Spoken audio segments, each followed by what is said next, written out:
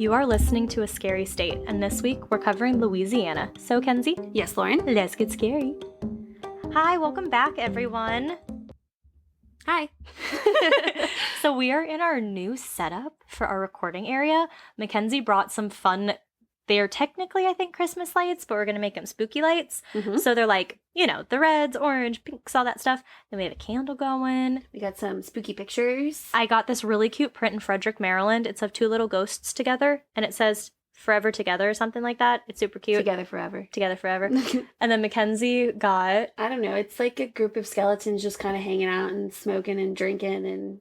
Not really sure what they're doing, but it looked cool, so I bought it. Yeah, so we're trying to make this like a little fun recording area. We'll post pictures. Yeah, when it's ready. Yeah, when we get our spooky setup. Yeah. Because right now it just looks like someone's back room. Yeah, it really does. This is like our kind of storagey room, so we're working on it. Ooh, I also have a lot of salt lamps. Okay. Like Himalayan salt lamps Yeah. that give off like that really fun orangey glow. Ooh, yeah. I have one that looks like a moon. Ooh. And then I have the one up there on my dresser that it's like a little bowl and it has them in the bowl. Okay. Yeah.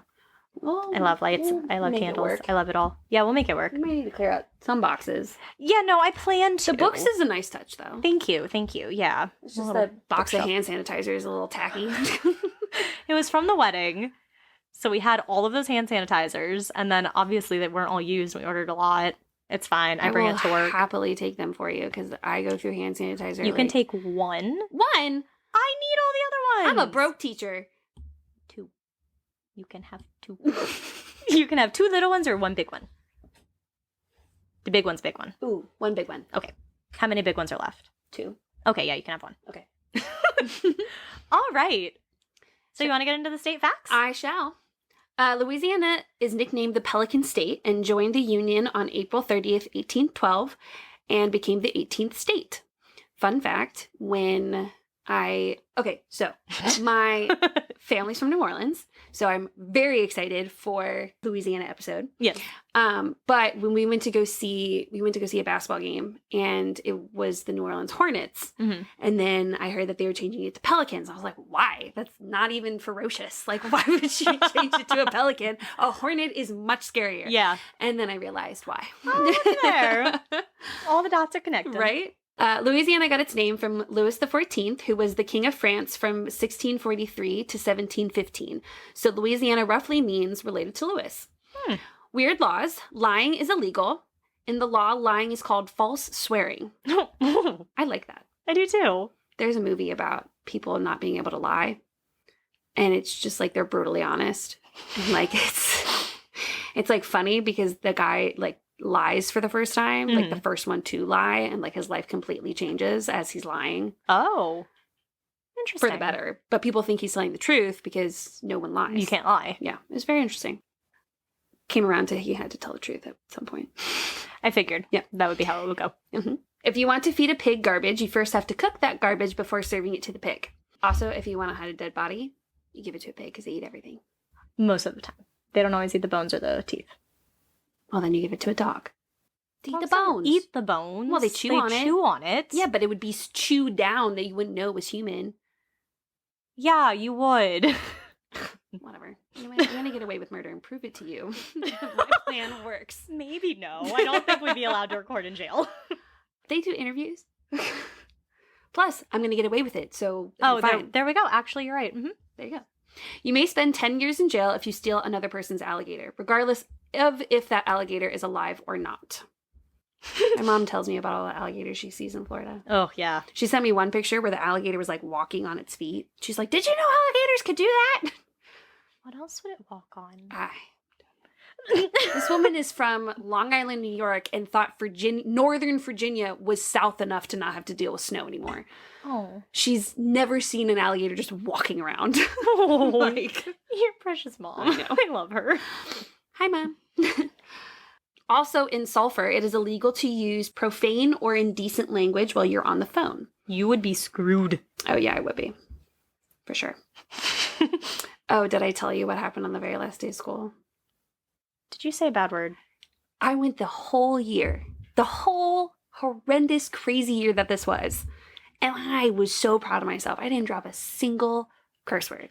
Oh, what word did you say? So Allie gave me this cute little like basket because I'm moving grades. Mm-hmm. And she said something, I don't know, some sarcastic thing. And it was the last day of school. So half the kids are gone. It's like this environment where I don't realize weird there's world. Yeah. students weird time. in front of me.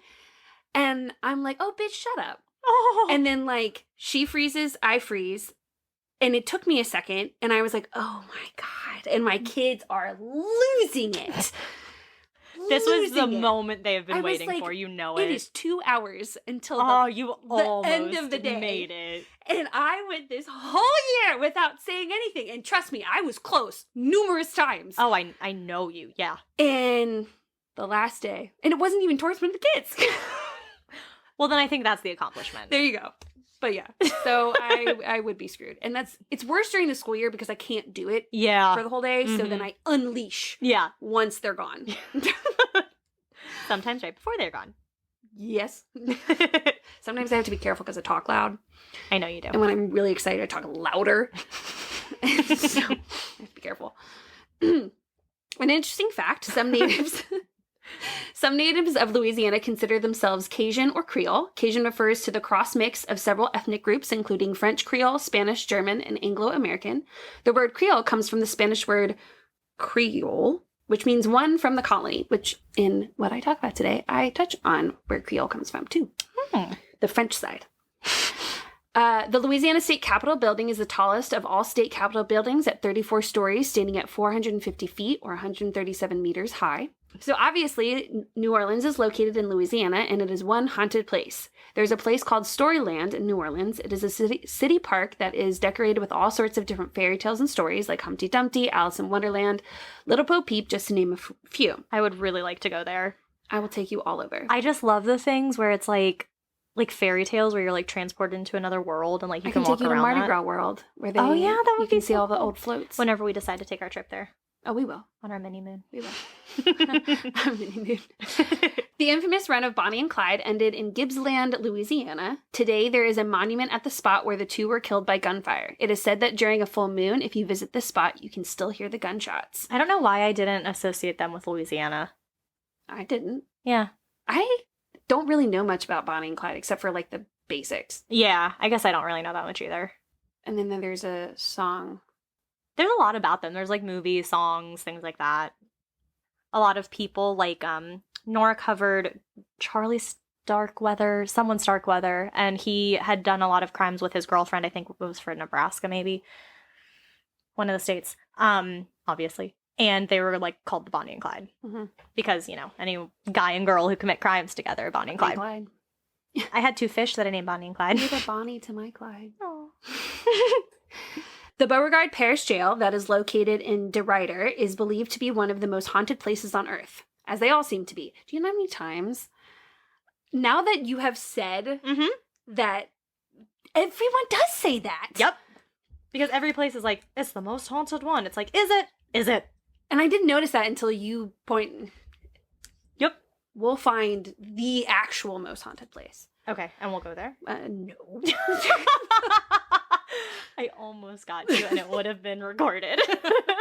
According to research from Radford University, shout out to my alma mater, holding up a peace sign as if they can see this, and Florida Gulf Coast University, Louisiana is in the top 13 states with the largest number of serial killer victims at 300 since 1900. Jeez. That's a lot. That is a lot. Louisiana has 4 known serial killers and 1 unknown serial killer. Well, I'm not talking about either of those. What are you talking about today, Lauren? So, I know that you are covering something that, when people think about it, they think of New Orleans. Mm-hmm. And there are plenty of spooky things in New Orleans Yes. that we could easily talk about. That would take forever. But I wanted to try to expand it a little and find something not New Orleans to talk about, to Fair. include all of Louisiana. Fair. So, I have a little hodgepodge of stories today. Love it. So I mainly wanted to talk about some haunted roads and bridges because I do love me some haunted roads. So today I have a few, but one of them has quite a few creepy things to talk about related to the bridge road thing.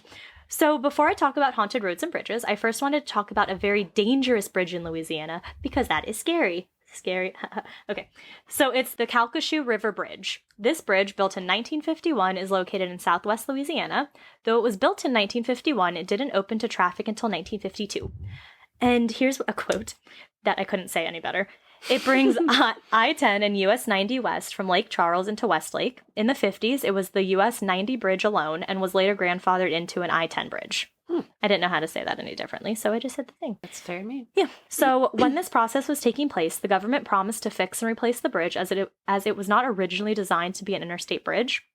This is important because now that it is an interstate bridge, it gets a lot more traffic than it was originally built to handle, as in more than 70,000 travelers a day. Jeez. Yeah, but that promise never came to fruition. So after decades of this road receiving more traffic than it could handle, the DOT, the Department of Transportation. Oh my God, VDOT, that's what that stands for? Yeah, I didn't know that either. Isn't that so cool? I was like, what is the DOT, like the dot? Yeah, Department of Transportation.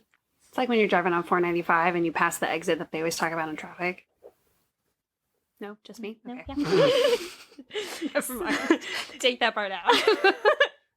So they have rated this bridge as being structurally deficient, giving it a rating of 24 out of 100. Oh my God. 24. Travel and Leisure, the travel magazine, has put this bridge on a list of, quote, America's most dangerous bridges. It came in at number 7 with a sufficiency rating of only 9.9 out of 100. Yeah, it's really not good. Oh my God. So let us know if you've ever traveled on this dangerous bridge, because that sounds absolutely terrifying. Don't. The Bay Bridge was on there, the Chesapeake Bay Bridge. Oh, I hate that bridge. I know. I'm not a big fan of either, but yeah, it was definitely on the list. I white knuckle it all the way across. So now on to the spooky and scary bridges and roads. So the first one is the Bayou Tortue Road and Mary Jane's Bridge. So Bayou Tortue Road is located right outside of Broussard, Louisiana, right in the heart of Acadiana. And I really apologize. Well, it says Acadiana. I don't know. I looked up all of these things. They are difficult, and they give you, a lot of them are French, too. I know. They throw in all sorts of letters that you don't say. I know, and they give you, like, you go look it up online, and they give you, like, 15 different pronunciations for the same word, just based on what language you're trying to look at. Right. It's a whole thing. I really tried, I promise. So, this road and bridge are known for the many rumors that swirl about it. The rumors all began with a couple in love, Mary Jane and her prom date. The two came to this bridge one night to hold hands and get some alone time. But something horrible happened. Holding hands, scandalous. Scandalous. But something horrible happened and she was never seen again. No one knows exactly what happened to Mary Jane, but many believe that her date, trigger warning, raped then killed her, tossing her body into the bayou below. Her body was never found and no one was prosecuted for her murder. But this isn't the only possible gruesome story about what happened to Mary Jane. So some say that Mary was actually killed by, quote, an axe-wielding serial killer in the early 1900s that roamed the area. So while no actual date is associated with Mary Jane's death, if the fact about an axe-wielding serial killer is true, we can actually narrow down the dates. Because there was an actual serial killer active in the early 1900s who killed people with an axe. In Louisiana. Uh-huh. He was known as the Axeman of New Orleans. Ooh. And he was active in the area from May 1918 to October 1919. And I'm not covering him today, but he may or may not show up on a list the next time we circle back to Louisiana because he does have a pretty cool story. It's a cool story. Other than the people he killed, but after that, it was cool. Look, we're a spooky podcast. Yes. We're doing these things because we find them interesting, and you're listening because you find them interesting. Yes. So hopefully you don't put too much of what we say into... And this part of the story, and then what you cover, just tie beautifully. They tie beautifully into a show that I watched. I'm trying to convince you to watch, American Horror Story. I have a thing about that, but go ahead. Coven. It's so good. No, go ahead. Joan, I just watched it. Okay. I watched a video about it too, and I have some words. I was like, oh my God, I have to bring this up. So, oh my gosh. Okay. I can't wait. Okay. So some have been led to believe that Mary Jane was one of the Axeman's victims. A quote from... But why didn't her boothang die? I don't know. I think it was him. It could have been.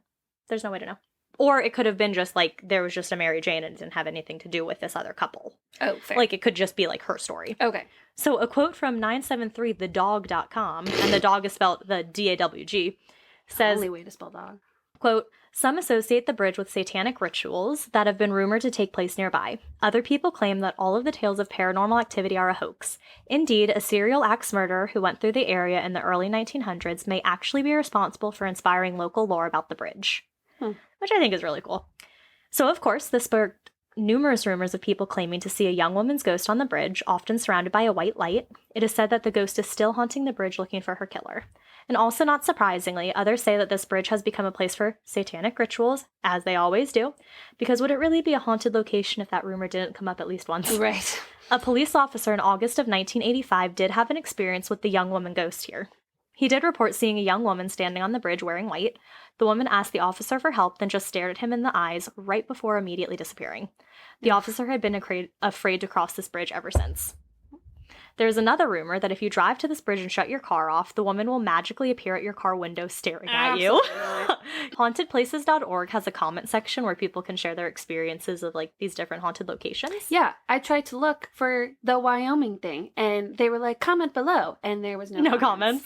So very frustrating. These places I found definitely had comments. Okay, good. So Devin B posted back in 2014. So they said that one night they were at the bridge setting up a fish trap. They shined their flashlight into the water to look at the hook that they had just attached and found a frog on it, which apparently is a good thing. But that's not the only thing that Devin saw in the water. In the water next to the frog was a lady's face who was wearing a long white dress. The poster left all of their equipment and booked it out of there. They only lived about 2 minutes from the bridge, and this is the only paranormal experience they have ever had here. Another poster named Sky also posted in 2014 and said that they had come here one night with a few other people. Their flashlight's full battery completely drained and they felt incredibly cold. They then said that something touched their shoulder and they felt a jolt that felt like static electricity. And then another poster named Trevor posted in 2017 and said that his bike tires turned out as he was crossing the bridge and sent him flying. Oh my God. So a little dangerous. And then we have Marlins Bridge. So the history of this bridge begins back on November 3rd, 1863 with the Battle of the Bayou. I looked it up again. Bayou Bogboo. Baoboo. I don't know. I promise I looked it up. There weren't any pronunciation videos for this. I had to figure it out by reading things. So a Union campground was located just east of this bridge when it was attacked by the Confederacy. Unfortunately, the Confederacy was victorious and even managed to capture a Union artillery piece. We don't like the Confederacy, right? Correct. Okay, just making sure. This piece... But we were a part of it. Yeah, I know. Okay. Doesn't mean we have to like it. Correct. So that piece belonged to a young corporal named Marlin. In order to get his gun back, Marlin fought off 7 Confederate soldiers, then he charged back over the bridge to Lafayette. For his actions, he was awarded the Medal of Honor and had the bridge named after him. And one would think this battle is why the bridge is haunted, but that is not the case. The haunting started in the early 1900s. I just wanted to give a little background of the land first and why the name is there. So a woman wearing white was heading to a nearby church to get married to her fiancé. Hours passed from when the woman was supposed to arrive, so members of the congregation went looking for her. In order to get to her house, the first place they planned to look, they had to cross Marlins Bridge. This is when they saw a horse and an overturned buggy. They immediately went to search the area and unfortunately found her body in the bayou near the bridge. Oh. From that day, hauntings have been reported at this bridge. People complain about the radios turning on and off, on and off. Others have even reported seeing a woman in white just hovering over the bridge. It is also said, just like the other bridge, that if you park at night and turn your car off, the ghostly bride will pay you a visit. Why are people turning their car off? Because people want to test to see if things are real, and then get scared when things are real. Someone who visited the bridge said that the radio thing doesn't happen, but people do often report seeing a woman or even a ball of light on the bridge. The poster even said that he saw the woman late at night once while he was with his dad. Again, went to the comment section of hauntedplaces.org. So Jacob in 2014 said that he was once on the bridge and whistled a tune, only for that exact tune to be whistled back to him from the other side of the tree line. Oh, no. No. And also, I read somewhere that you're not supposed to whistle at night because it's like a bad omen. It brings like spirits to you and lets them know where you are, so you're never supposed to whistle at night. I mean, I can't whistle, so... I can't either, so I don't have that problem. I don't have this problem. But I think about it often. No kidding. So a person named Casey, who posted in 2015, talked about how they bought property near the bridge. Their dogs display odd behavior near the bridge. They have seen unexplained lights and movement in the woods next to the bridge. And more than once, they have heard children's voices coming from the woods at times and places where no children would be. Oof. Brittany posted a picture in 2016. The picture appears to be of a man, and there's a weird, strange mist in the darkness behind the man in the photo. Jane posted one in 2017. She had spent a couple days camping in the area and posted a picture that she took. The picture shows what looks like 2 soldier spirits. It's actually a really cool picture. Yeah. I'll find it and I'll show you. Okay. Melanie also posted a picture in 2017 of the bridge. At the end of it, on the left side, it looks like someone or something is walking there. Mm-hmm. The poster said that they didn't see anything when they were taking the picture. It just appeared in one of the photos they had already taken. And then we have Bayou Sail Road. The next road is kind of my, like, hodgepodge road of all, like, the weird, creepy things associated with it. Mm-hmm. So Bayou Sale Road is quite the infamous road in Louisiana and is even known as the most haunted road in the entire state. The most? Located in southern Terrebonne Parish, Bayou Sale Road, also known as LA 57, runs from Delac, Louisiana to Cocodrie, Louisiana, which are two very swampy areas. And this area has a deep history. Oh God, there are names coming up. I really am trying my hardest. You got it. At one time, there were many plantations in the area as both French settlers and Native Americans, the United Homa Nation, and the Balaks, Chitimacha, Choctaw Nation, had all claimed different parts of the area as their own. This could also lead to the fact that many of those settlers and Native Americans are probably buried on the property and under the road. Louisiana's Archaeology Division has reported that there are over 311 burial sites all over this area. Oh my God. This long and windy road has a few spooky hauntings. There's a popular story of the Phantom Hitchhiker. He will do the typical hitchhiker stance with his thumb out, waiting for a nice driver to stop and pick him up. So my favorite hitchhiker quote, have you ever heard this? Okay. So the quote goes, "Picked up a hitchhiker last night. He said, 'Thanks, how do you know I'm not a serial killer?' I replied, 'The chances of two serial killers being in the same car are astronomical.'" I like that. That's funny. I love that. And sometimes that hitchhiker who you just picked up will disappear. But if you do pick him up, he will demand some things for you before he is willing to get out of your car. He will either demand treasures or the super simple soul of a passenger. But there is another version where he demands the soul of a passenger in exchange for treasure. So you don't know what you're going to get. But either way, picking up a hitchhiker probably isn't the best thing to do and probably not the smartest idea. Yeah, don't do it. Not only is the spirit of a hitchhiking man seen on the road, but so is the spirit of a lady. She is seen reaching out to vehicles as well on the side of the road.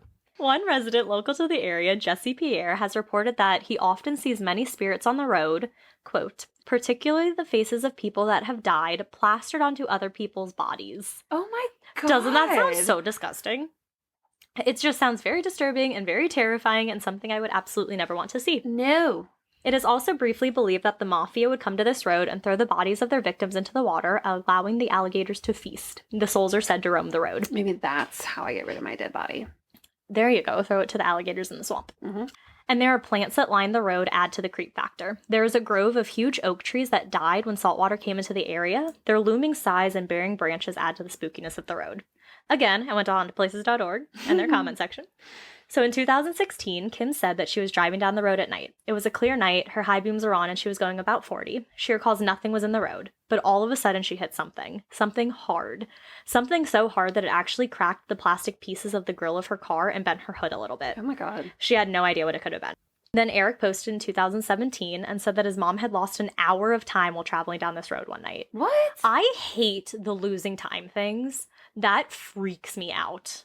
How do you lose? So you'll be like, say, you know, the bridge is like a 10-minute drive, right? Yeah. You start the bridge at 11 p.m. Well, by the time you've just been driving the whole time you get off the bridge, it's 1 a.m. So it's like, where did 2 hours go in the 10 minutes it should have taken you to get across the bridge? No, thank you. No. I hate stories of lost time. I get that on the weekends when I black out. I don't need it. That's not as supernatural or paranormal. What happens between my blackout self and whatever else is none of my business. That is more true now than ever. Mm-hmm. Joe posted in 2017, not my Joe, different Joe. He said that one night he was driving down the road with his wife. At the same time, both of them saw a tall man walk into the tall grass and disappear. When they got to the spot in the grass where the man had walked, the grass was completely undisturbed. Why would you follow? Well, they drove up because he was on the side of the road and walked in. So they drove up and looked and couldn't see him. Or any path that he would have cleared. This is why I could never be in a scary movie, because I'm not one of those people that goes towards No, I would freaky thing. Absolutely run. I would just immediately be like, no, not going to do that. That's how you get killed. I'm going to go this way. Yep. I'm going to turn on all the lights, not going to run in high heels, not going to call out who's there. Yeah. Right. So Kate posted in 2021 and said that her sister was heading to Cocodrie one night around 9 p.m. She saw a hitchhiker on the side of the road and slowed down so that she could safely pass the hitchhiker and not hit him. Right as she was getting closer to the man, he disappeared. Whoa. And lastly, Sherry posted a picture in 2019. It is a picture of the grassland area, and it looks like a big animal in the middle of the field, and she believes it to be the Roo Guru, who I will talk about in just a second. Okay. So, the Cajun version of a werewolf, the Roo Guru, is also known to haunt this road. People traveling down the road have reported having to slam on their brakes in the middle of the road to avoid hitting the creature. Oh my God. What I liked about this road was I got to talk about a creepy road, which I enjoy, and I also got to talk about a cryptid or creature that's seen on the road as well, Woo-hoo. which we haven't done in a little bit. Kill two birds with one stone. Exactly. So let me talk about this creature. Okay. So the Rougarou. This creature got its name from the French word of werewolf, which is loup-garou. The Rougarou is a half man, half wolf. He has superhuman strength, speed, and long, sharp claws and teeth, so it's pretty much a cousin of the werewolf. He prowls the swamps of Louisiana looking for Catholics who have either broken Lent or who have broken some other Catholic rule, which I feel like would be very easy to do because there are so many Catholic rules. Yeah, right. Once the Rougarou finds a bad Catholic, he will hunt them down and suck their blood. He is able to feed on their energy for up to 101 days. For this reason, the Rougarou is a very popular costume during the Courrier des Mardi Gras. So it's a way to remind people what will happen if you don't keep your promises during the Lenten season, which happens to begin after Mardi Gras. It's better because the things that you do during Mardi Gras are not very Catholic. But this isn't the only version of the Rougarou tale, as there are many different ones. In another version, when a human turns into one, on the nights of a full moon, the creature will roam the streets of a small town. They will then wreak havoc throughout the entire town and won't stop until someone shoots or stabs them. Oh my god. But why do they have to be shot or stabbed? Because once the first drop of blood falls, the creature turns back into a man. Usually the Rougarou know who the killer is, because as he takes his last dying breath, he will tell his killer to not mention the incident to anyone. Because if that person does, that person will be sentenced to the same fate of turning into one. So I guess if you mention that you see one or know who it is, you'll be sentenced to that same fate. Which... Wait a minute. Then how did the legend come to be if you're not allowed to talk about it? I don't know. There are other tales, Mackenzie. I'm just saying. It doesn't make any sense. So that would make sense for this next tale. So this one that involves the Rougarou also involves a married couple. So apparently the wife wandered into the woods and ended up making eye contact with one. This broke some spell and he was able to turn back into a human. The wife knew that if she told her husband what she had seen, she would be under the Rougarou spell forever, so she decided to keep it a secret for 101 days. That was the only way that the spell could be lifted. So I guess it's along a similar vein with like seeing one, locking eyes, and having to keep it a secret so you don't turn in one, and in this case so you don't fall under its spell. Then we have a version that involves a young boy. So in this one, a young boy is on his way home when he notices that he is being followed by a large white dog. The dog is annoying him the entire walk and urging the boy to attack him. How would you know that the dog is urging you to attack it? If it can talk to you. Oh. Dog was giving me eyes. Eventually, the boy is too much of the annoying dog, so he takes his knife out and slashes the dog open. But as you can guess, this was not a dog. It was a Rougarou. So, with the first drop of blood falling, the Rougarou turns back into a man. He tells the boy that he ended up as a beast after he sold his soul to the devil. This time, the man urges the boy to not tell anyone about their encounter, but unfortunately, the boy's not very good at keeping secrets. Soon enough, the boy starts to disappear at night until he eventually turns into one, never to be seen as a little boy again. Mm-hmm. So with these versions, I wanted to touch on how one becomes a Rougarou, though it seems like we sort of know how from the stories I just read, but there are other ways to do it. So you won't become one in the same ways you may become a werewolf through like a bite or a scratch. So a Rougarou is actually a human who has been placed under a spell, one that is not easy to break. Folklore tells us that it will have the opportunity to turn back into a human after 101 days, if and only if they are able to find someone to transfer this curse or spell to. One day to do that is that on the 101st day after the curse has been imposed, the Rougarou has to find a human who will willingly draw their blood, so that whole first drop falling thing. This will break the spell, and the Rougarou will turn back into their human form and will be allowed to be in that form permanently. Another way is for it to make eye contact with an unsuspecting person, because the eyes are the windows to the soul. So that helps explain the story of the woman a bit better. Right. But other accounts say that there's actually no escape. Once a person is cursed, it is permanent. With this one, the person is forced to transform into one every night and then back into a human at sunrise. But the drawback of this one is that when in human form during the day, the person looks weak, sick, and vulnerable. Other legends say that the transformation is similar to that of the Wendigo, which I did a whole episode on actually. But if a human eats another human, they will also become a Rougarou. Origins of the creature go back many, many years and has all come together from different creatures and different cultures. The cannibalistic nature of the creature comes from the tale of the creature that I just said, which I don't want to repeat because saying its name is bad. The height comes from the tales of Bigfoot. The wolf dog appearance comes from tales of werewolves and scaring children and adults into doing what's right. And that comes from the tales of the boogeyman. So if you find yourself facing one of these creatures, there are a few ways to protect yourself. Some legends Lay it on me. Some legends say it can be killed by fire, but others say it can only be killed when it's in its weak and vulnerable human form. But if you aren't one who actually wants to face the beast, there are other ways to protect yourself. So legend says that if you place 13 pennies at various entries you wish to protect, you will be safe. The Rougarou will stop to count the pennies, like the boo hag from South Carolina, but it's awful at math and can only count to 12. So after 12, the creature gets confused and will have to start over at 1. This process will occur over and over again until sunrise, when it is forced to turn back into its human form. My teacher ass would be like, okay, you got it this time. All right, what's after 12? Encouraging it to get to 13. But we're happy that it can't count past 13 or past 12. So I found a story on the Cryptid Reddit forum. The user's profile has been deleted, but they did give permission for anyone to read it as long as they read it word for word, so that's what I'm going to do. So it is titled, My Encounter with a Rougarou, aka Louisiana Werewolf. The story goes, quote, So this happened to me a few years ago. I was visiting a friend's house in the Houston River area. That section of the river is pretty swampy, so we were frog hunting at night. It was a full moon, so it made spotting the bullfrogs easier. Super tasty, by the way. Anyway, we're wandering down the riverbank when we heard a sound. All went quiet. Not even the crickets chirped. We heard dozens of frogs dive into the water. We knew then that something was very wrong. Then came a distant growl, like something evil from the other side of the river. We killed our Q-beams, spotlight, and watched in the direction of the sound. What I saw chilled me to the bone. It was like a massive wolf with patchy black fur, yet no visible skin on its head, only a skull with empty eyes. It appeared to be locked onto other prey, so we shut our lights off and watched for a moment. Looking back, it was really stupid to not flee right then. No kidding. It ran back in the woods and started running down the river. We decided to dip out and get as far away as possible. Stupid men. So I have another story I found on phantomandmonsters.com. The story started with the description of a Beauregard Parish, Louisiana property owner and his young daughter encountered an utterly terrifying upright canine near their home. That was the description of this story. So the story goes a little something like, the owner, PB, was walking down the driveway with his 5-year-old daughter. Soon they approached a dead 90-pound bobcat.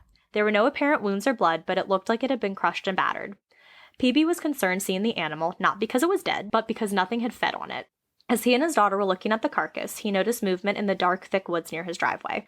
As he was looking, he noticed a wolf-like head rise above the brush. The head was large and had grayish-black fur. PB quickly grabbed his phone and took a picture. That caused the beast to release a deep growling sound as it stood up.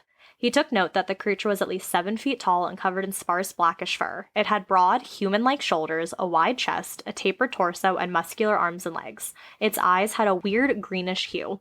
As the beast took a big, long stride forward, PB and his daughter took one back. The beast stopped, looked at the two, and let out another deep growl. BP's daughter let out a scream, then seemed to startle the beast and sent it running back into the woods. The picture that he was able to snap honestly isn't great, and I wasn't able to see anything discernible in the picture, but I guess there's something in the picture. And then ximplore.com/cryptids also had a few stories of people who encountered Rougarous, which apparently seem to be a lot more common than you would think. You have found so many stories. I know. That's why. People and their encounters. I know. I was like, I have to include these. So the Nicholsworth, a local college paper, posted an article titled, Ruguru Remains Strong Figure in Cajun Folklore. In this article, a story from a woman's youth is recounted. She told the story of a young boy who was being followed by a dog, and he decided to cut it with his pocket knife. So yes, sounds similar to the one from earlier. But she goes on to say that the boy saw the dog turn into a man. The boy ran home and told his family what he had seen. Then, according to the woman, quote, the next day a prominent physician appeared in town with his right arm cut and in a sling.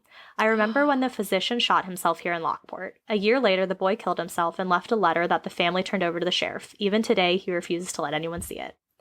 Which could be the whole, like, telling people what he is. The derider... crazy. Yeah. The derider roadkill is also a popular story connected to the creature. In 1996, a woman named Barbara Mullins discovered an unidentifiable carcass on the side of the road. I hate the word carcass. I know. It is gross. She claimed it to be the body of a feared Rougarou. Others have speculated it to be either a chupacabra or a devil monkey, 2 other cryptids, but most people think it was just a dog. Under this article were also comments from people. So one comment is from someone named The Hunter, and their comment was posted in 2018. So their comment was so hard to read. They didn't use any punctuation. Their grammar was awful. There was no capitalization. It was just a huge run-on sentence. So I will try to summarize their experience the best I can with how they typed it. So this person, let's call him Hunter, has hunted all over America and even in Africa. Hunter had lived in, quote, deep Louisiana up until he was 11. He had heard about Rougarous growing up and always related them to werewolves, which the poster actually spelled as werewolves, like W-H-E-R-E, wolves. And I was like, no, where, as in, like, where are you? Yeah. Oh my God. And I was like, oh, sir. But I digress. So one night, Hunter was out hunting a hog when he saw a creature that stood on 2 legs and reached to be about 6 to 7 feet tall. He wasn't able to make out any additional features other than that he knew it wasn't human, so he took a shot at it. He ended up hitting the creature right in the head. The gun he was using can apparently take down an elephant with one shot. Oh my god. I don't know why you would need a gun that powerful when hunting a hog. Why are you hunting an elephant? Right. I don't know. So the creature got pissed about being shot in the head. I would too. So he lunged and started to run at Hunter from about 200 yards away, so Hunter shot it again, this time in the chest, and that sent the creature running off into the woods. Hunter went searching for the creature by following the blood trail and footprints, but close to dawn he lost the trail, so he finally headed home. Well, later that night, there was a story of a man whose body had been found with 2 large holes resembling bullet holes. But the bullet hole idea was ruled out as there was no lead or powder found in the wounds. But what's even more, the man's body had been drained of all of its blood. Yeah.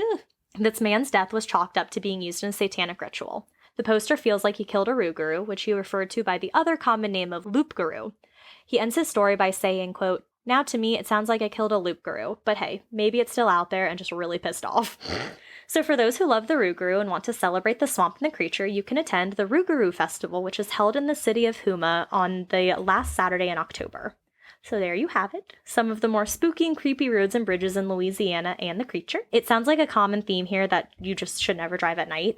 You never know what or who you may encounter if you do so. Also, the roads in New Orleans are...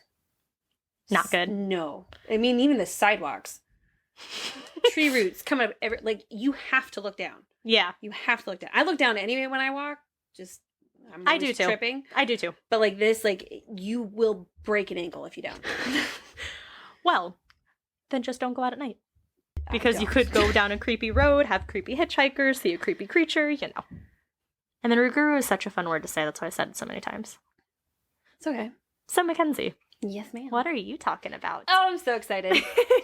So, like I said earlier, my dad is from New Orleans. So my whole dad's side of the family is from that area. My grandparents still live down there. So I'm thankful that I get to go visit a bunch because I love New Orleans. I contemplated moving there for a little bit. Like, you did? Weren't you going to go to college there? Yeah, the whole 9. Yeah. Really just love it there. Love it there. Beautiful, beautiful city. Just... And you love the heat too. Like, you would have done good there. Yeah, I mean, I went to visit my grandparents after my freshman year of college and my arm was broken. And it was May, which for Louisiana is hot. Yeah. I mean, I was sweaty, but I was fine. Yeah. I like warmth. I know you do. I do not. I like the fall weather. That is my ideal weather. They don't get fall. Yeah. Yeah. I like the fall. So, given New Orleans' rich history, I really wanted to focus on Louisiana Voodoo. So I wanted to talk about Louisiana Voodoo and its history, beliefs, and some of its practitioners. I also talk about a lot of misconceptions with voodoo. Okay. And some stories where voodoo was used as like an excuse for committing a crime. Mm-hmm. Most of them take place outside of Louisiana. Okay. I also have some cool stories of how it was used, like voodoo had been used for healing and like for good, essentially. So I also wanted to read this excerpt from one of the sources that I found because I felt like it really kind of encapsulated kind of the whole religion and belief system. Okay. Voodoo as a religion and worldview is dramatic, larger than life, and can be all-encompassing. It has enthralled and frightened outsiders and is a culture of total immersion and belief for its adherents. Its benefits are many. It unites communities. It gives power to the powerless. And as Brenna Osbey says, and she's like a researcher person that I come across a lot in my research when I was doing this, it is a highly complex, deceptively simple set of principles, beliefs, and what have you. It is much that could heal you of whatever it is in your life that needs healing. So I thought that was a nice little spin on it. Yeah. From how it's normally conceived. Right, exactly. So I'm going to go over the misconceptions first. Okay. And then I'm going to go through the history, specifically the history of Louisiana Voodoo, because there's voodoo all across the world. Yeah. Oh, yeah. And based on where it is, things might vary slightly. So that's why I'm focusing specifically on how voodoo got to Louisiana and New Orleans. Okay. I'm going to go over kind of some of their beliefs that they have, some of the rituals, what the rituals are used for. Of course, you cannot talk about Louisiana Voodoo without talking about Marie Laveau. Of course. So I am going to go over her and her story. And then after that is when I'll talk about voodoo being used for both good and evil. Okay, so some misconceptions. And there was a whole bunch that I read about, but I picked ones that I felt like people could connect with more. Mm-hmm. So the first misconception is that voodoo isn't a real religion. Voodoo is considered a syncretic religion. A syncretic religion is a combination of various parts of two belief systems. So for example, in Haiti, most Haitians who practice voodoo do not consider voodoo their primary religion. Only about 2% of Haitians identify voodoo as their primary religion. More than half of the Haitians really consider themselves Roman Catholics, taking traditional practices of both Catholicism and voodoo. Interesting. Which is kind of the big thing in Louisiana, too, is kind of combining Catholicism and these voodoo traditions, which I'll get into more. Voodoo is condemned by the Catholic Church. This stems from Hollywood's dark interpretation of voodoo. Both Catholicism and voodoo are very spiritual religions and have become intertwined throughout the years. There are even some spirits in voodoo that have Catholic counterparts, including Mary and St. Peter. Some voodoo practitioners have been baptized in the Catholic Church. Marie Laveau was a Catholic, devout Catholic, by the way.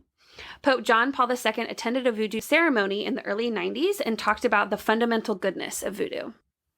Another misconception, which I feel like is a big one, voodoo dolls are evil, or used for evil. Yeah. This misconception comes from Hollywood's version of voodoo, where someone will stab straight pins into the doll hoping that it would cause pain to whoever it's representing. Yeah. The doll is actually representing someone you would like to bring goodness to. So you might put a pin in to put a picture of the person, but that's the only pins that you're going to put in. Mm-hmm. You might also include flower petals, money, and anything else that might satisfy the spirits. Oh, that's cute. Right?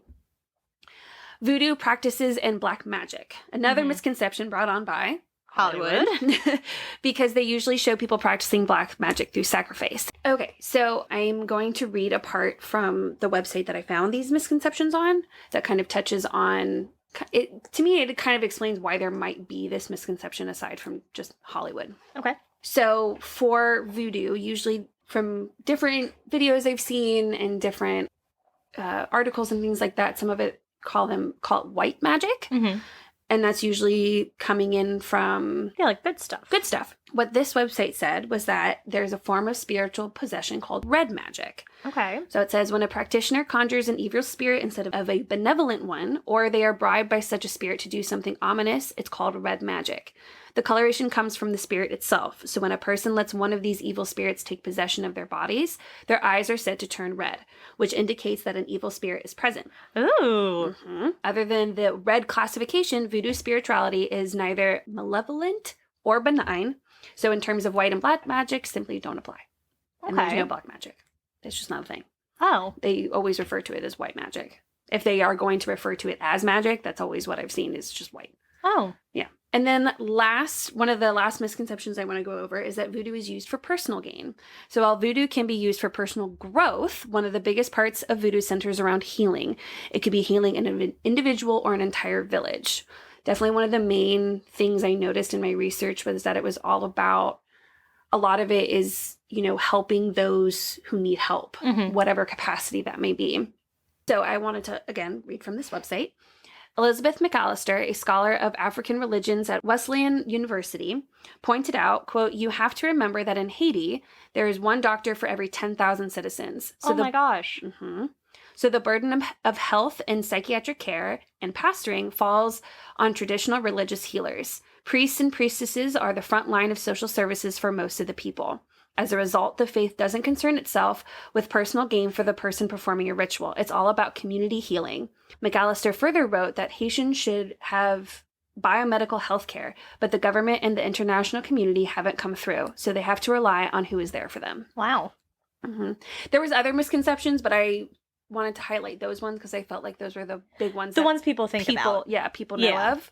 So, now that you know that those are misconceptions, here's some of its history. And remember, I'm focusing on... Its conceptions. I'm focusing on Louisiana Voodoo. Mm-hmm. And so it's going to bring in parts of where Voodoo kind of comes from. Okay. But it's mainly focused on that. So if, Haitian Voodoo and Louisiana Voodoo are very similar, and I'll get into that. But West Africa, like in African Voodoo, tends to be a little bit different. Okay. So at least that's what it seems based on what I read. Yeah.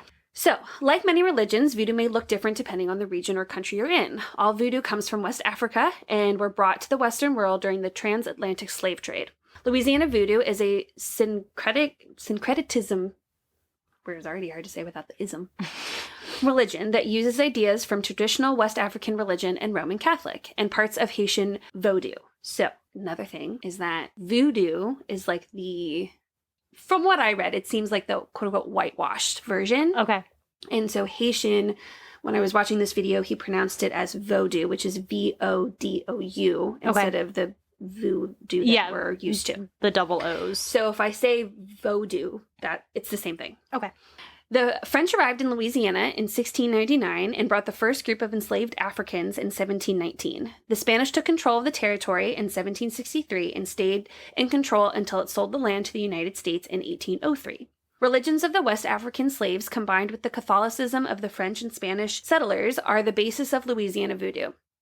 Under these governments, voodoo did not experience strong persecution.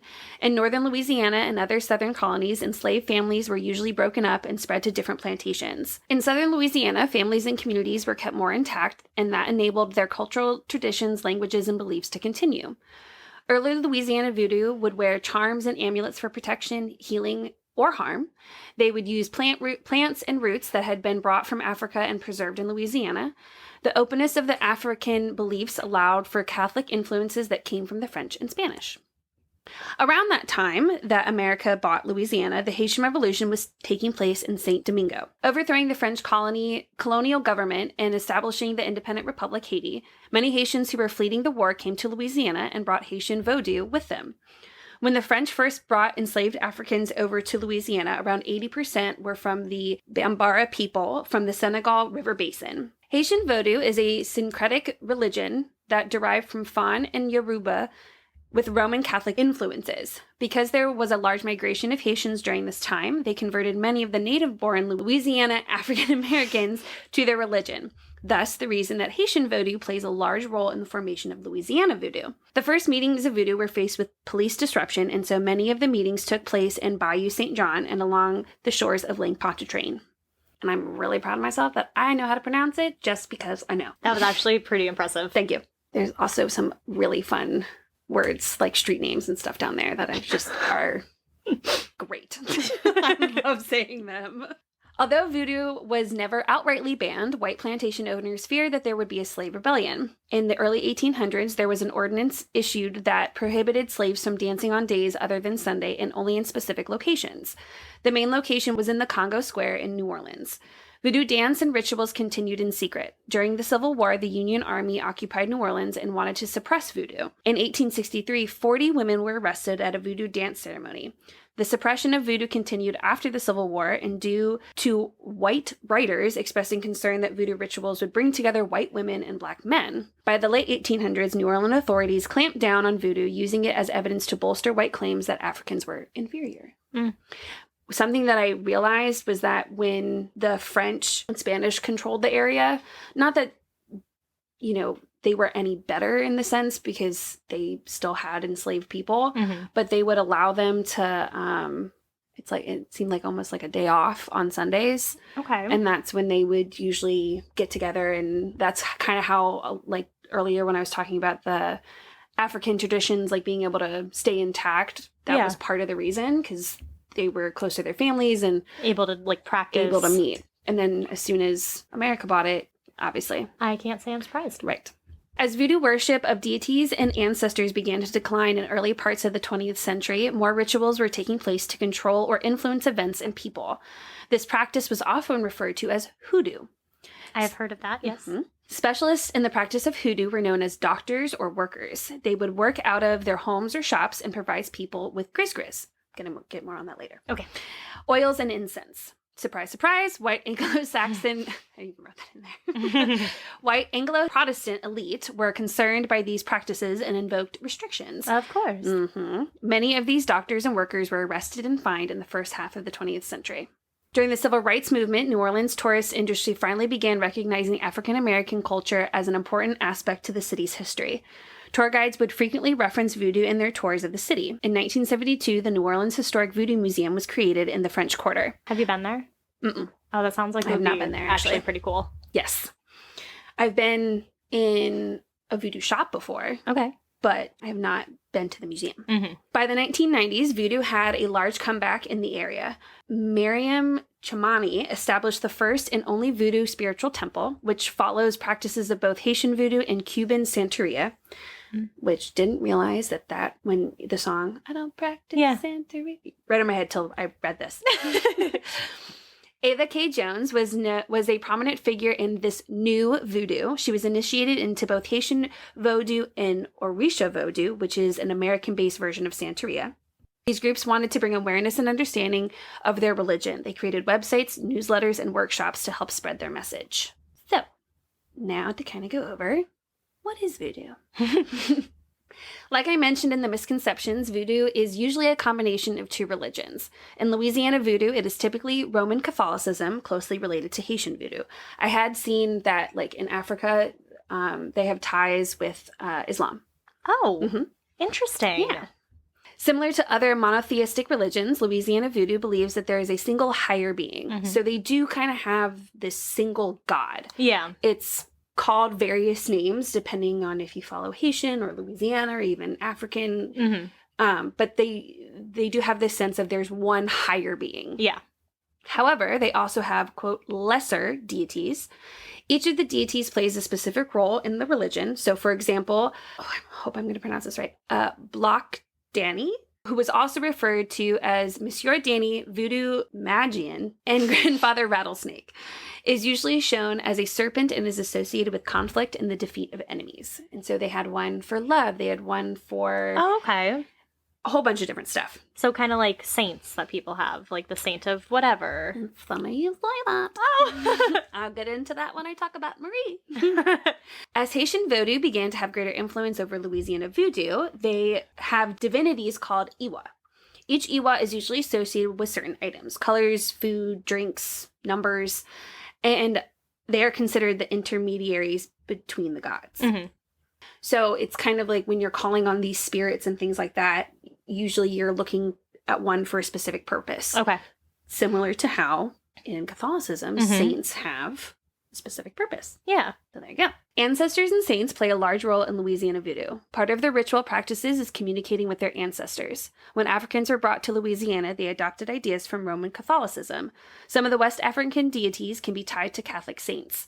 In the turn of the 21st century, some Louisiana voodoo practitioners call upon these saints or messengers or servants to their ancestors. Some have kept Catholic saints in their original identities instead of associating them with the rest African deities. So that was the other thing that I noticed is that voodoo it has its variations just like any other religion. Yeah. You know, people have different names for different gods. They have different practices, which I'll go over more as I keep reading.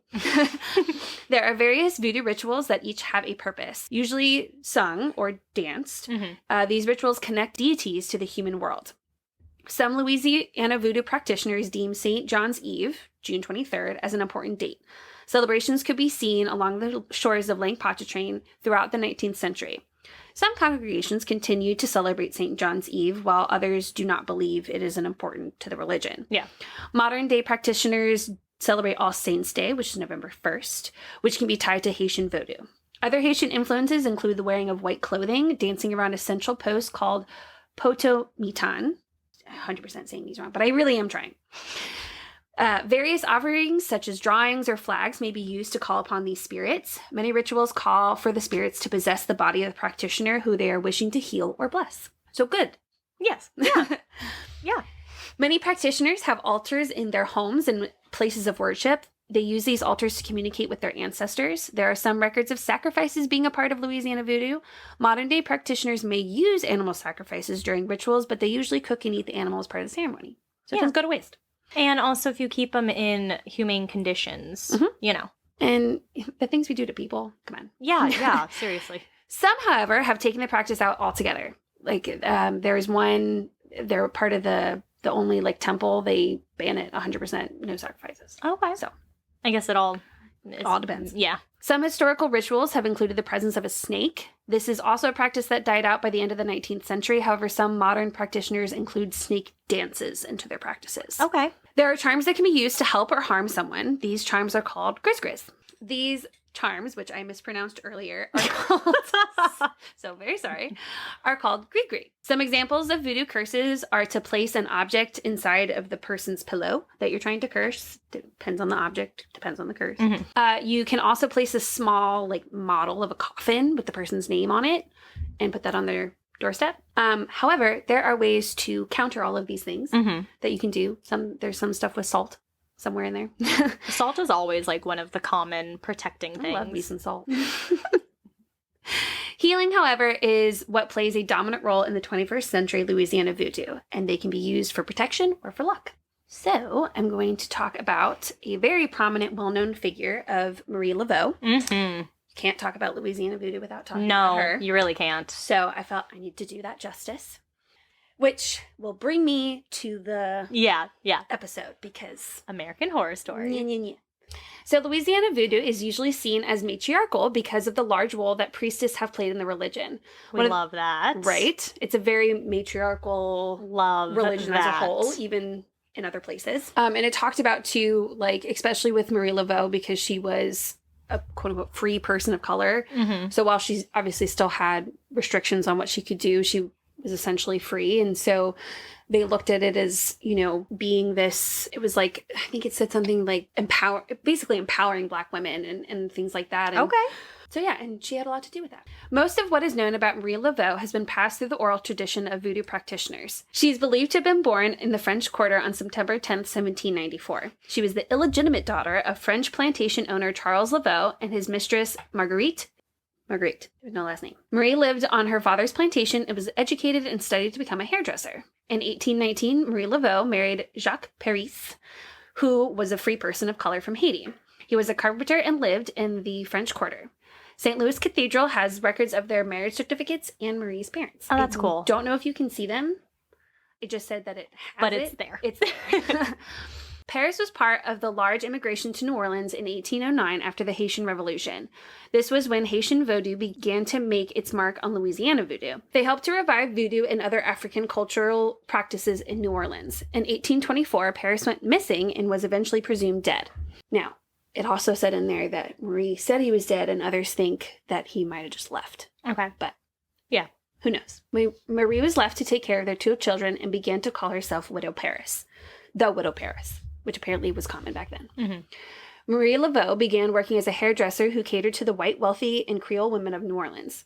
Creole was first known as the Frenchmen who settled in Louisiana. It was eventually used to describe the white Frenchmen and people of color in New Orleans. They were intermixed with Black slaves, free people, Native American, and Acadian, that's why, people. Mm-hmm. Yes. Like all hairdressers, Marie became a confidant to these women. They would share stories of their secrets, desires, husbands, lovers, homes, families, mistresses, and even business dealings. Marie also spent some time in nursing. She would assist in minor surgeries, ministering to prisoners on death row, and help nurse the sick in her home. She just sounds like an awesome lady. She is the bee's knees, I'm telling you. In 1826, she entered a common law marriage with Louis Christophe Dumsnil de Glapion. Nailed it. Thank you. They had 15 children together. Wow. Yep. And Marie left hairdressing to care for their children. Marie became more interested in her mother's African traditional beliefs, and this would lead her to become the voodoo queen of New Orleans that she is known for today. Marie learned most of her craft from a voodoo doctor known as Dr. John, or John Bayou, which is where St. John's Eve comes from. Because he was kind of one of the original people. That's why it's on Lake Pontchartrain, because that's where they would do their ceremonies and things. Okay. Marie would include voodoo and Catholic beliefs and traditions in her practices. She would use things like holy water, incense, and Christian prayers in her ceremonies. By doing so, it helped make voodoo and hoodoo more accepted by the upper class, aka white people. She became a large public figure during her time as the Voodoo Queen of New Orleans. She would hold rituals and ceremonies in Congo Square, and she would also have secret meetings in her home, Mansion Blanche, which means White House. Yeah. Marie would sell Grizzgris, charms, powders that could cure ailments, grant desires, or destroy someone's enemies. She would prepare custom Grizzgris for anyone in needing of a charm, hex, or curse. She also told fortunes and gave advice on love. Marie would have private rituals out of her home and would perform exorcisms and sacrifices to the spirits. Many feared Marie for her powers. There would be stories of what would happen if you dared cross her or offended her. She was mostly known by her admirers as a humanitarian, helping heal the sick. People from all walks of life would look to her for fame, fortune, controlling lovers, burying children, or even getting revenge. Even after her retirement in 1875, Marie continued to work with the poor and imprisoned, occasionally giving a reading from her home. Marie Laveau died on June 15, 1881. She is buried in St. Louis Cemetery in the family crypt. Each year, hundreds of visitors make their way to the tomb, hoping they can call upon the spirit of Marie Laveau. Marie Laveau played an integral part in how Louisiana Voodoo is used today. Its main purpose is to serve others and influence life events. Practitioners may do readings, spiritual baths, special diets, prayers, and ceremonies. It is used to help with depression, anxiety, and addictions, and other ailments. It seeks to help those less fortunate. Marie Laveau continues to be a figure in Louisiana Voodoo today. Something cool. Shout out to Grandma, always supporting the podcast. She's old school and still sends me letters.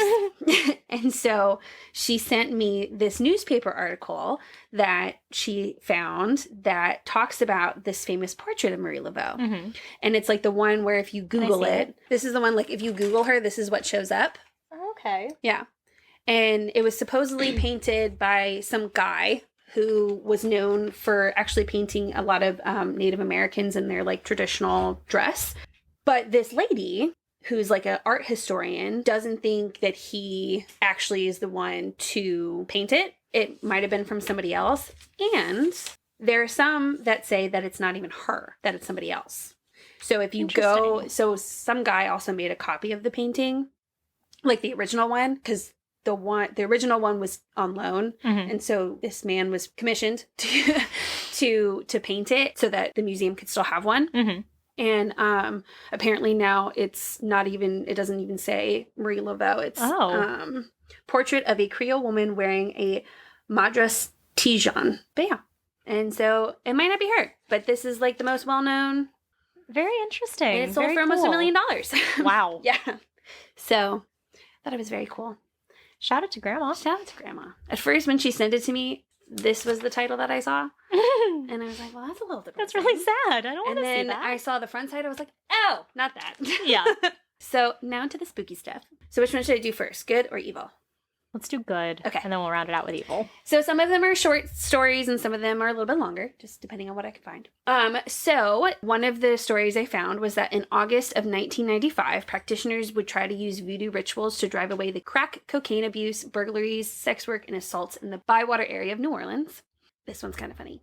In 2001, voodoo priestess Ava K Jones performed a ritual to drive away harmful spirits that could keep the New Orleans Saints football team from being successful and winning, because they hadn't won a Super Bowl since their inception. Yeah. They won their first Super Bowl in 2010. So maybe, building up. Working. Maybe. So this one I'm really excited about because while it wasn't Louisiana Voodoo, it's technically Haitian Vodou, but since Louisiana has such a close relationship with it, yeah, I felt like it was a cool story to share anyway. Okay. So I saw this when I was watching Unexplained on Netflix, which all of you have to watch if you like this podcast, because it literally is everything that we talk about. And it is so cool. So this woman lives in England, and she starts experiencing really intense pain in her arm. Doctors couldn't figure out why she had this pain, and she was unable to do things. And she became very depressed because she couldn't get rid of this pain, and she thought she'd have to live with it forever. So she decided, let's try some voodoo. Worst comes to worst, it just doesn't work. Yeah. So feeling that she had tried everything else, this may be the answer that she was looking for. She traveled to Haiti and visited with a voodoo priest. He used candles and flags with various colors, among other offerings during the ceremony, which she touches on in the episode, gets more specific about what he used. And I think he explained to her how it ties in with whatever spirits he was calling upon. Okay. So he begins to feel around the area that the woman's pain is coming from. When he is done, he told the woman that she had an evil black cat spirit that had attached itself to her, which is what was causing her pain. Mm-hmm. He didn't know why it was there or how it got there. And it wasn't until the woman was on her way home from the airport, she was like going up an escalator or something, and she had to carry her suitcase, something that she was not able to do beforehand. And all of a sudden she was like, oh my God, wait a minute. Yeah. I'm not in pain anymore. So the big thing that I saw when I was doing all of my research with voodoo is that it is mainly used for healing purposes. Yeah. And it's used for helping the less fortunate. Mm-hmm. And this idea of it, there's curses and things like that, but the person probably deserves it if it's going to be a curse. So How it's used for evil. So it is important to note both anthropologists and psychologists have agreed on a psychosomatic effect that curses can have on people. Okay. What tends to happen to someone when they believe they are cursed and those around them are encouraging this idea is that the person can become very depressed and stop caring for themselves and even lash out violently. Which then is like that self-fulfilling prophecy kind of thing. Which is something that in the episode that the voodoo thing came from, it kind of talks about different religions and ceremonies and things like that. And it does address the fact that, like, you know, when you deeply believe something and how it can affect you. So the curse becomes more of a self-fulfilling prophecy, like you said, and a person can destroy their life. This one scientist called it psychogenic death. So, yes, hold on. Let me read, because it just sounded so much better when it came from them. Here we go. Lester gives us a Western example of psychogenic death to give the reader an idea of what the effect of voodoo hex could have on a true believer. Meador, I don't know who that is, described the case of a man who had esophageal cancer and uncontrollable diabetes who decided it was time to die. The physician managed to motivate the man to live through Christmas, which he did, but he died soon after New Year's Day. The autopsy revealed that the diagnosis of cancer was a false positive. He did have a small nodule in his liver and a mild case of pneumonia. Meador argued that he died with cancer and pneumonia, but not of either of them being the cause of his death. Yeah. He suggested that the case met the criteria for a hex death because the man and his family believed the earlier physician's pronouncement that he was going to die, and he acted as if he was going to. Yeah. So because this man and his family believed entirely on the doctor's diagnosis, he may have unwillingly committed to what Merlot refers to as, quote, passive suicide. Oh. So just think of that going into this. Okay. Okay. So I'm going to talk about some of the stories where the person has used voodoo for the, quote, cause of their crime. Some of these stories are local legends, and some are stories of people committing horrific crimes in the name of voodoo, which is where the whole misconception comes from. Yeah. The first story I'm going to share does take place in Louisiana. Julia Brown was a local healer in Frenier, Louisiana in the early 20th century. She would travel throughout the village and perform rituals for people. She was known as having the magic touch. The people of this village began to take advantage of Julia, demanding that she help them. Julia decided that anyone she deemed to be disrespectful or ungrateful for what she would do for them would curse them and give them scary predictions of their future. In the week leading up to her death, Julia would sing a song that was a curse for the village. She would sing, quote, "One day I'm going to die and I'm going to take you all with me." When Julia died, the whole village went with her. When Julia died, the whole village went to her funeral to pay their respects, mostly because they were fearful of upsetting her. As they were nailing her coffin closed, a terrible hurricane blew through the town. All but 2 people died. As promised, when she died, the whole village went with her. Legend has it that Julia Brown's curse lives on to today. Developers have tried and have been unsuccessful in rebuilding the town. Wow. So there you go. In Brockton, Massachusetts, Florence Ballou had left her abusive husband, John Michael Ballou. Mr. Ballou had turned to voodoo to stalk and intimidate his ex-wife. Oh. Right. Florence found ritual candles on her doorstep one evening and filed a restraining order with the local police. Unfortunately, that was not enough to stop John Michael Ballou from killing his wife in May of 2014. She left behind 4 children. Aww. Ballou was arrested for trying to cross the Canadian border. And of course, we all enjoy a good Florida man story. This one, however, ends in tragedy. Valdano Ritchie was convinced that he had been cursed by Dennis Donahue. Ritchie said that Donahue sprayed voodoo water on him and had stolen his soul.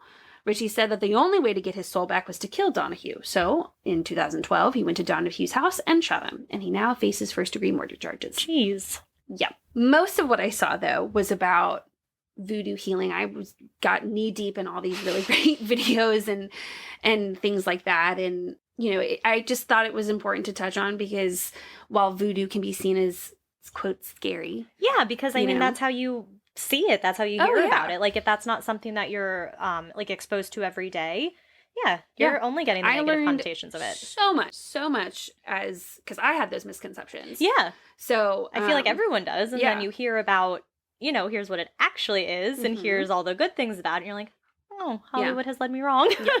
So, speaking of Hollywood, so I was watching this one video of a man who gives tours, like voodoo tours. Okay. So he will do various ceremonies, rituals, things like that, and kind of explain what they're used for. Like, I mean, he blessed a tree, you know, and I know the tree had some sort of important significance, but it's like, you know, blessing. Okay. And so, and there are like things that outsiders don't know. You know, there's certain aspects of it that... Oh, of course. Yeah. Yeah, that are kept secret and things like that. They open with misconceptions. And he addressed how... What's the show? American Horror Story? Yeah. That one with that season. Coven. Yeah. Apparently completely misconstrued. Yes. So it talks about Marie Laveau. Like, she's a very main character. She's a hairdresser and all of that stuff, which I thought was really cool when you've said that. And she does work on everyone's hair, and she has, like, her whole shop and everything. But she, in the show, has sold her soul to the devil. Yeah. Well, Papa Legba.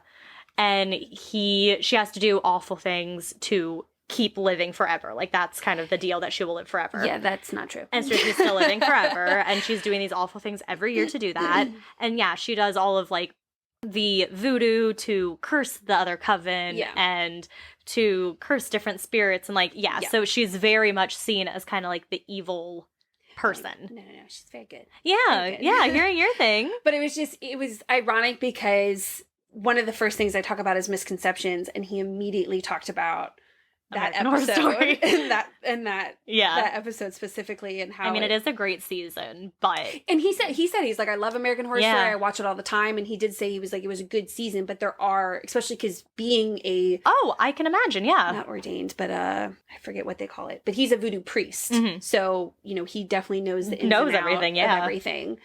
It was just all very fascinating, and so if, you know, I barely just scratched the surface I can imagine. Of all these things. I would love to see more of, like, voodoo stories of, like, healing people. I think part of the hard part was that there's not so many that take place in Louisiana. It's more so in Haiti and West Africa, and so I wanted to kind of keep it as local as I could. But it's very interesting and very fascinating to read about. It sounds it. Yes. That was a lot of information. That was actually really cool. I was looking forward to this. Yay! I'm glad. I was also really excited. I love New Orleans specifically because my family's from there, and it's just an amazing, beautiful town. So much rich history, so much culture. We went to go back and visit right after Katrina hit. Probably like Katrina hit in August. I think we probably went October time frame. Oh, wow. Maybe a little bit later. You could still see the water line on some of the poles and buildings and things like that from where it had flooded. Wow. And just... the atmosphere was so different. You know, it was very melancholy and just... I bet. It, even though it was sunny, it just felt like there was a big... Just very somber. Right. Somber gray cloud over it. It's much better now. It's more lively. It's, you know, you can tell that it's kind of coming back alive and things like that. And I'm grateful that my grandparents' home was okay. Yeah. My dad says that apparently New Orleans is kind of like a fishbowl. And so the further in you go is going to be worse versus if you're on the outer edge because you're higher up. So, well, hopefully one day I can visit. Girl, I'm going to take you. All right, well, I think we've talked enough, so we're not going to give you all of our socials and stuff. You know where to find us. Would you like to say it? Oh, yes. Stay scary. Stay safe.